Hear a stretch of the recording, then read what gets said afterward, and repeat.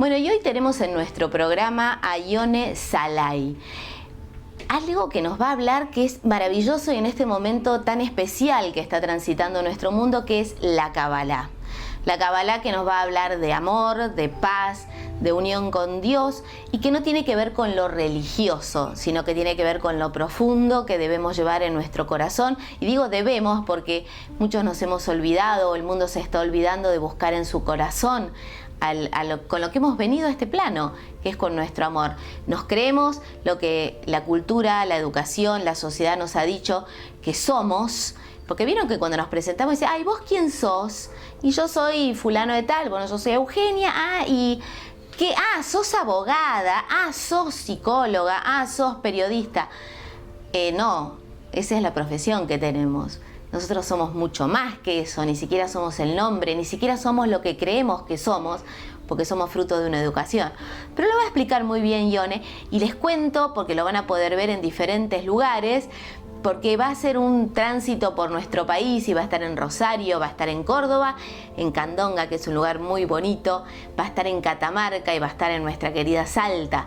Así que pueden buscarlo, entrar en internet, pueden entrar a la página de Ione Sallai, que se la vamos a poner abajo en el epígrafo, o pueden entrar a Universo Invisible y ahí también van a ver por todos los lados que va a estar Ione, porque bueno, si no pasa por su provincia, va a pasar por una provincia cercana seguro y ahí lo van a poder ir a ver. Veamos la nota de Ione que nos va a explicar precioso qué es la Kabbalah.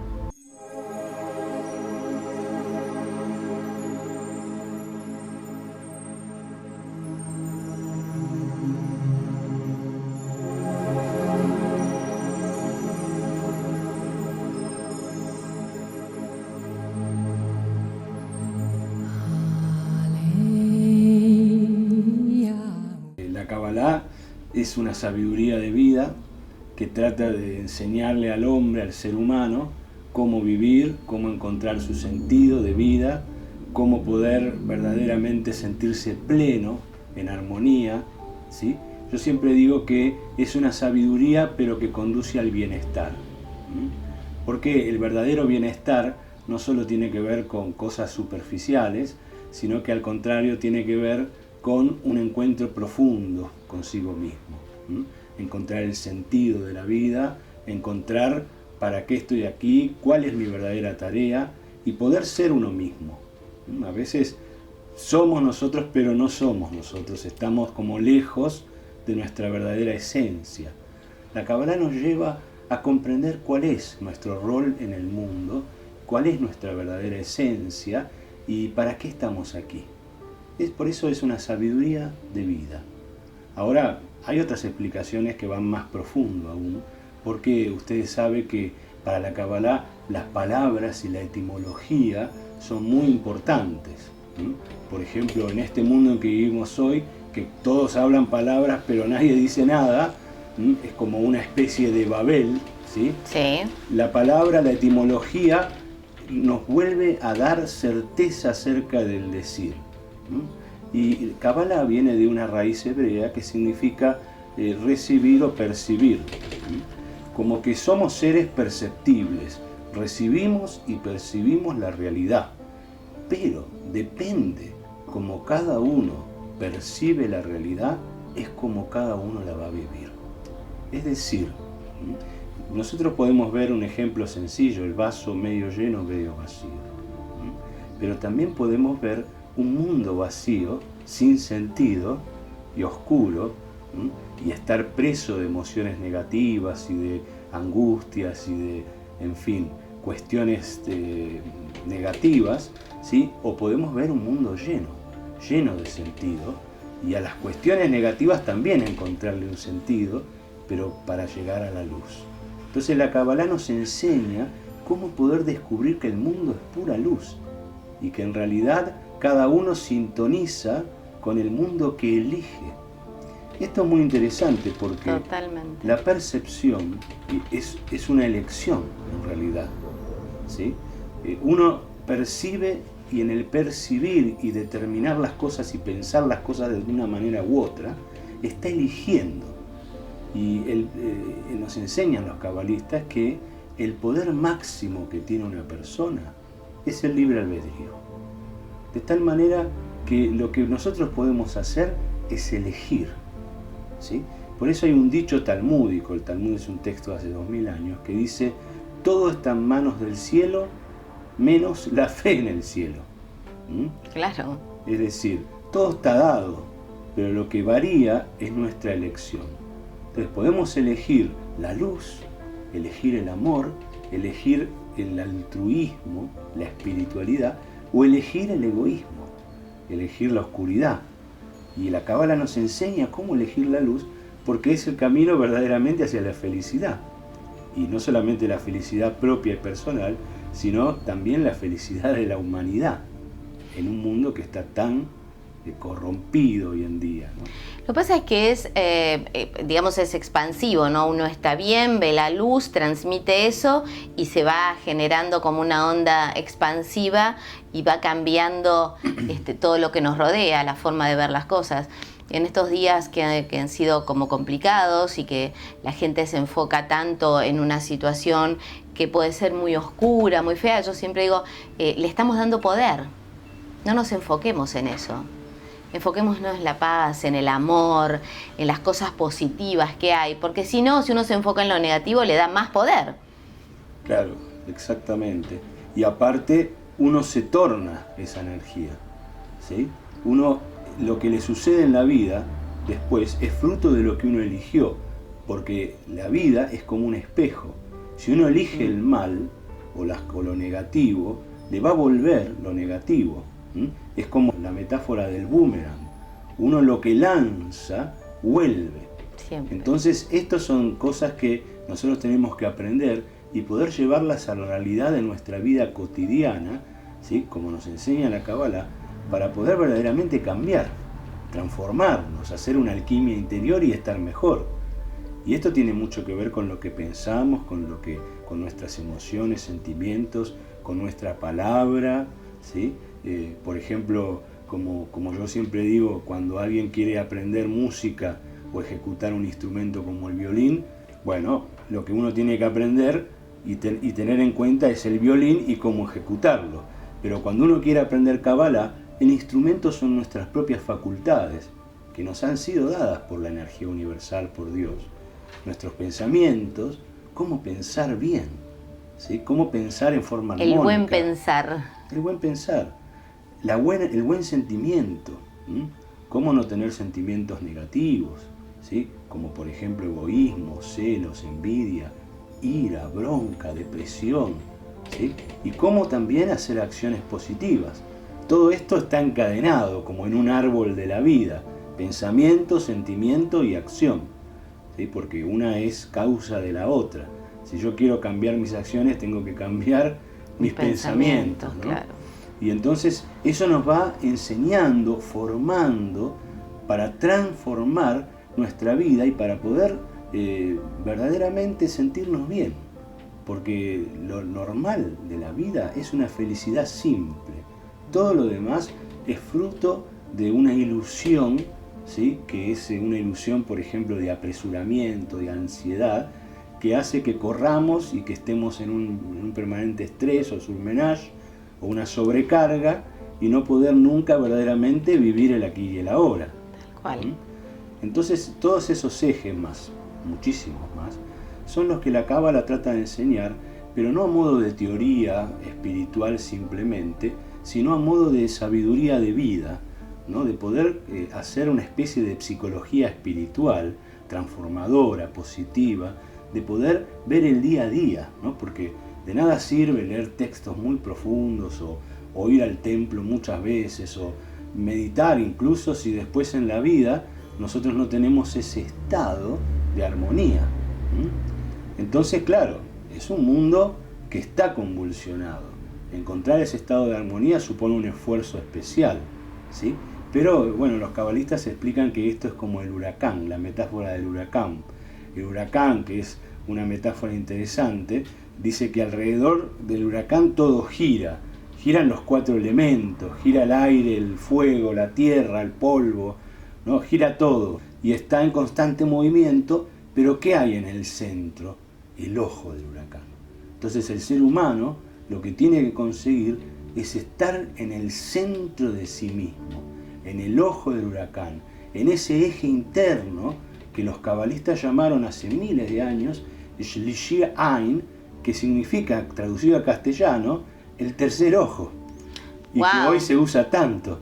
Shlishi Ain significa tercer ojo, que es la unión de los dos hemisferios en el equilibrio, pero al mismo tiempo aquello que permite descender la energía superior y que permite que esta energía superior vaya también hacia el cuerpo. Es el punto como el centro de la cruz. Qué trabajo, ¿no? Esto de estar en equilibrio y de poder sostenerlo, porque muchas veces sí estamos muy en equilibrio, pero el tema es sostenerlo en el tiempo, porque a veces una pequeña cosa nos desequilibra y tanto equilibrio se nos va por tierra en 2 segundos. Bueno, sí, claro que sí, obviamente, pero también los desequilibrios son parte de la bendición del aprendizaje, porque si no existiese, por ejemplo, el desequilibrio, no habría que equilibrar, ¿no? De alguna forma. Entonces, hay una pequeña historia, por ejemplo, de un muchacho que va a estudiar Kabbalah y el maestro le dice, hoy vamos a hablar de los milagros. Y entonces el muchacho, con ese ímpetu, ¿no?, que tienen los jóvenes, ese entusiasmo, le dice, pero de eso yo conozco mucho, le dice al viejo, ¿no?, maestro.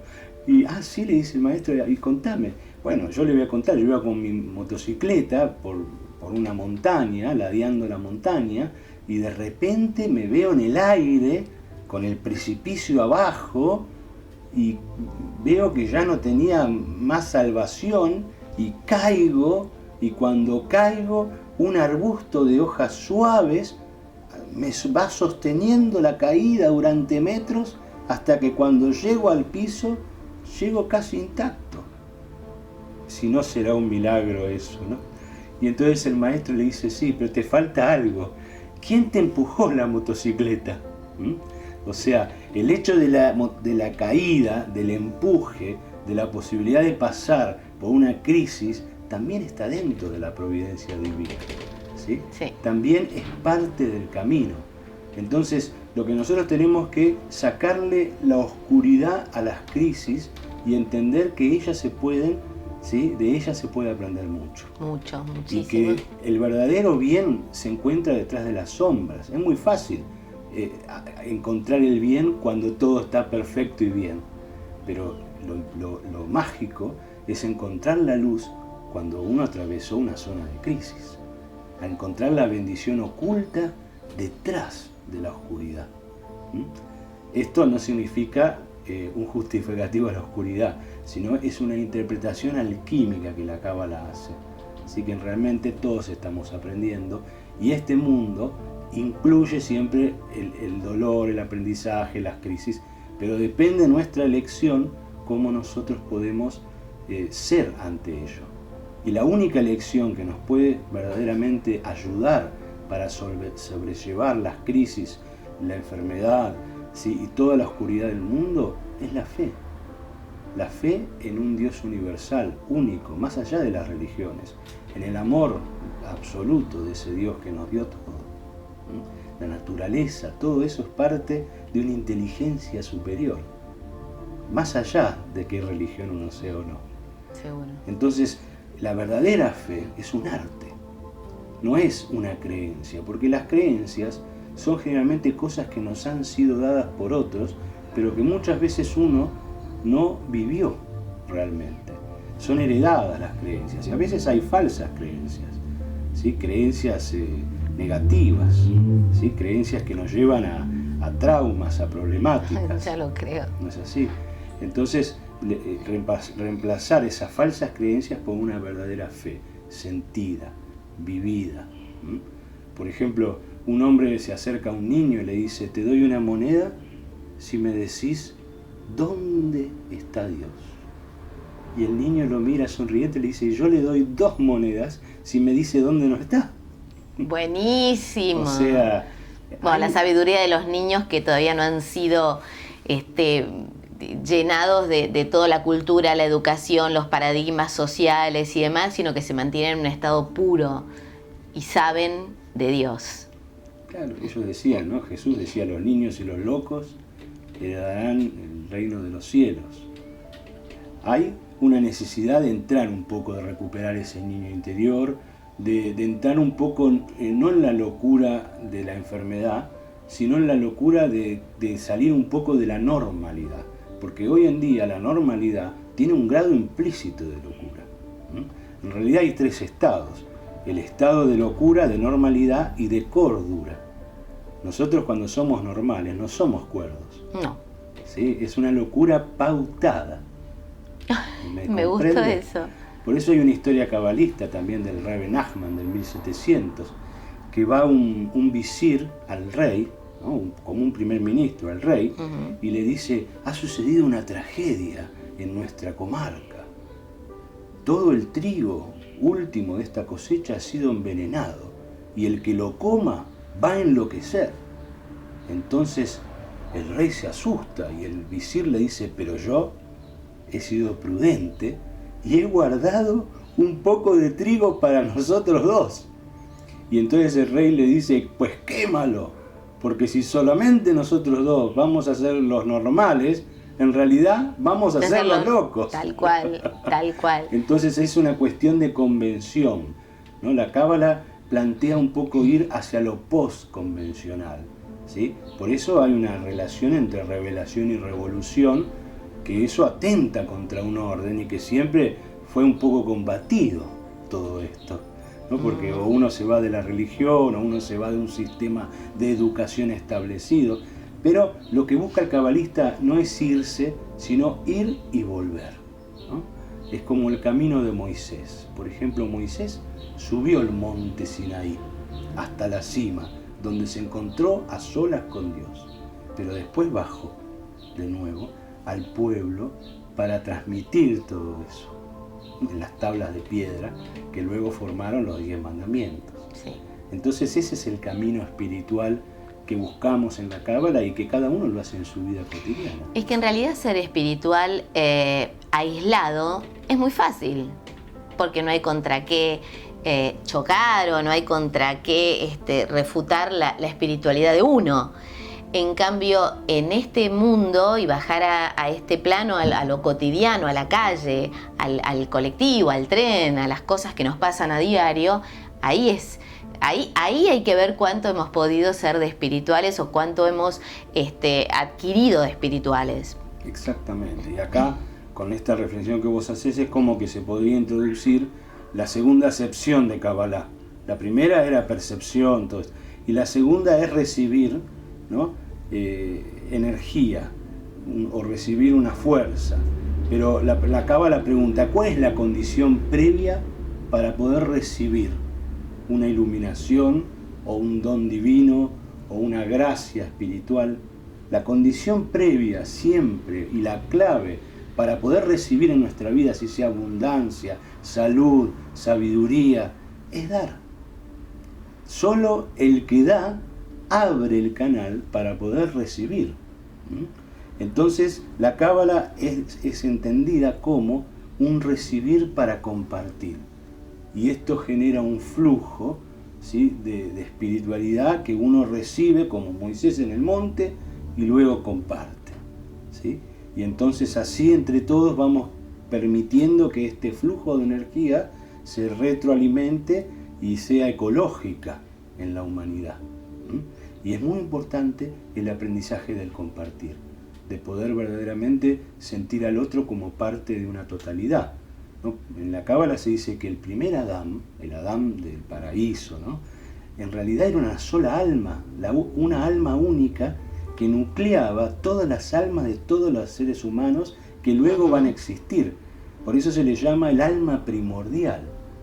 A partir de esta creación de Dios, que fue el primer Adán, el Adán primordial, luego se explotó como un Big Bang en miles de pedazos, formando las individualidades de todas las almas. Pero todos somos hermanos, sí. Todos tenemos un punto en común. Aunque las razas sean distintas, hay algo mucho más profundo, que es el origen espiritual de toda la humanidad. Y el aprender a compartir es volver a reunir esa gran fraternidad humana. Tengo una pregunta en la Cábala respecto a lo que vos decías, ¿no? Entonces es la primera alma, la primera unidad, que luego como Big Bang explota y se, digamos, dispersa en diferentes almas. Esa primera alma contenía también a Dios. Sí, Dios la creó. Dios la creó a su imagen y semejanza. Exactamente. Y hay una parte de Dios dentro de ese alma. Se mantiene, hay una parte que está dentro del Adán primordial, pero hay algo que está más allá. Pero entonces, ustedes también dicen que todos poseemos parte de Dios, todos Exacto. somos parte de Dios y todos poseemos parte de Dios dentro de nuestro interior. Así es. Dime, ¿cómo se estudia la Kabbalah? La Kabbalah se estudia de diversas maneras, pero básicamente uno es como que siente un llamado en general a través de algún libro, de algún comentario, que ese llamado no hay que menospreciarlo, o a través de este mismo video o lo que fuere, ¿sí? No hay que menospreciarlo, porque muchas veces es el destino o la energía divina que nos está convocando para algo. La señal. Yo me acuerdo una alumna que vino una vez y me dijo, yo estaba en una librería caminando y se me cayó un libro en la cabeza. Lo abrí y era tuyo, así que acá estoy, me dice. Claro. Y esto pasa normalmente, son llamados. Sí. Entonces, estos llamados suelen aparecer como una nueva señal del destino.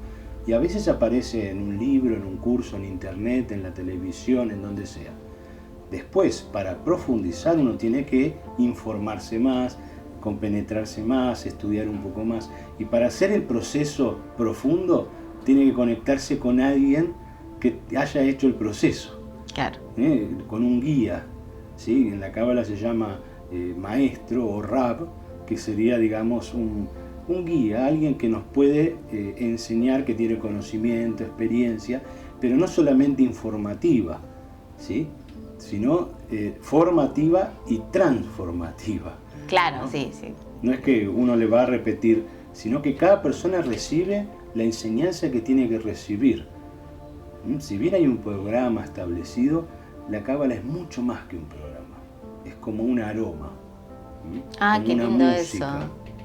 Qué lindo de eso. hecho, hay un aroma preexistente a la creación y preexistente a la revelación.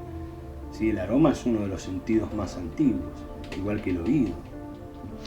Hay algo que me parece muy interesante en la Kabbalah y que tiene que ver con una creencia mía de toda la vida, y es que no existe el diablo. Claro, lo que se dice en la Kabbalah es que el mal es relativo, no es absoluto. ¿Qué significa esto? Que el mal no tiene una identidad propia como un representante paralelo a Dios, sino que todo es Dios. Y el mal, o la desarmonía del bien, para definir lo que es el mal, una desarmonía del bien, surge a partir del libre albedrío. En los ámbitos espirituales, por ejemplo, de los ángeles y todo lo que nosotros podemos ver más allá, no existe el libre albedrío. Existe una voluntad de esos seres unida totalmente a la voluntad divina. El que tiene libre albedrío es el ser humano, somos nosotros. Entonces tenemos la posibilidad de elegir si obramos en función de la luz y del bien, o si obramos en función del egoísmo y del mal y de todo lo que implica el egoísmo, ¿sí? O beneficiarme solo a mí, ¿no? Y no al otro, o hacer un daño, etc. Entonces, esta es la definición del mal, que es relativa, no es absoluta. Y a partir de esto se creó el concepto del demonio, del diablo. El diablo como el ser humano llevado a una faceta animal, donde las cuestiones, los cuernos, la cola, las orejas largas, las pezuñas, ¿sí? Es como que es el ser humano que no desarrolló su lado angélico, sino que descendió, involucionó. O como decíamos también, Shatán, o de Satanás, que es en un vocablo hebreo, que quiere decir locura. Y también, por ejemplo, si vamos, hay toda una demonología profunda. Samael, que es un diablo conocido, es Samael, que quiere decir ceguera de Dios. Claro, cuando una persona no puede ver a Dios, tiene como un estado negativo. Por ejemplo, las adicciones corresponden a esta energía de Samael, ¿no? Y entonces son personas que no pueden ver que necesitan un sustituto para la felicidad. Y así un montón de... ¿Pero qué son? Son cuestiones humanas llevadas a un terreno mitológico, arquetípico. Pero solo existe Dios. Lo demás es relativo. Me gusta esto. Quiero que nos dejes una reflexión final. Bueno, yo creo que en estos tiempos que nosotros vivimos, la Cábala tiene una herramienta muy valiosa por varios motivos. Primero, porque ella está en la esencia de nuestra cultura occidental. O sea, quien haya crecido dentro del judaísmo, del cristianismo, e incluso también dentro del Islam, ¿sí? Porque no olvidemos que Mohamed o el profeta Mahoma también sigue a Moisés, ¿sí? Por lo menos en esencia. Después todo lo que se generó es otra cosa. Pero tenemos en nuestra propia esencia un tesoro de tradiciones y de sabiduría muy profunda, que por descubrir. Por ejemplo, muchas personas buscan el arca de Noé, como si fuese una cuestión arqueológica. Y muchos hablan del arca de Noé y algunos se ríen porque parece un cuentito histórico, ¿no? De que se puede construir un barco con todos los animales o 7 parejas. Pero cuando nosotros vamos al hebreo y nos damos cuenta que la palabra arca, que se dice teba, significa palabra y no nave, entonces acá la cuestión es distinta. Lo que se quería salvar era la palabra, que estaba tan corrompida que ya las personas no se podían comunicar. El gran problema de la humanidad siempre fue la comunicación. Sigue siendo. Y lo sigue siendo, ¿no? Entonces, primero eso, que es un tesoro que todos tenemos. Segundo, que la Kabbalah tiene la llave no solamente para iluminarnos espiritualmente, sino para conseguir en nuestro mundo tan ajetreado una iluminación concreta y factible. Porque es cercana a nuestro modo de vivir. Los cabalistas, como cualquier persona, también trabajaban, también tenían familias, también tenían que ir a la feria, también tenían las responsabilidades, las cuentas, etcétera, etcétera. Entonces, ¿cómo hacer en nuestro mundo para ir encontrando la luz? Sin que uno sea invadido por ese huracán de circunstancias atropelladoras. Y por otro lado, yo creo que la Kabbalah tiene la combinación también entre corazón y mente. Que muchas veces uno dice, ay no, yo soy del corazón. A mí no me pidas estudiar, ni leer, ni pensar mucho. Y está la otra persona que dice, ay no, yo soy del estudio, soy un intelectual o un universitario, pero la meditación y el corazón conmigo no va. Y es una separación, una fragmentación. La Cábala dice que hay que conseguir el corazón inteligente, unir, ¿sí?, la fe y la razón, la poesía y la ley, porque finalmente Dios nos creó con eso y por algo será. Tal cual. ¿No? Entonces, finalmente la Kabbalah la podríamos llamar como la sabiduría de la unidad.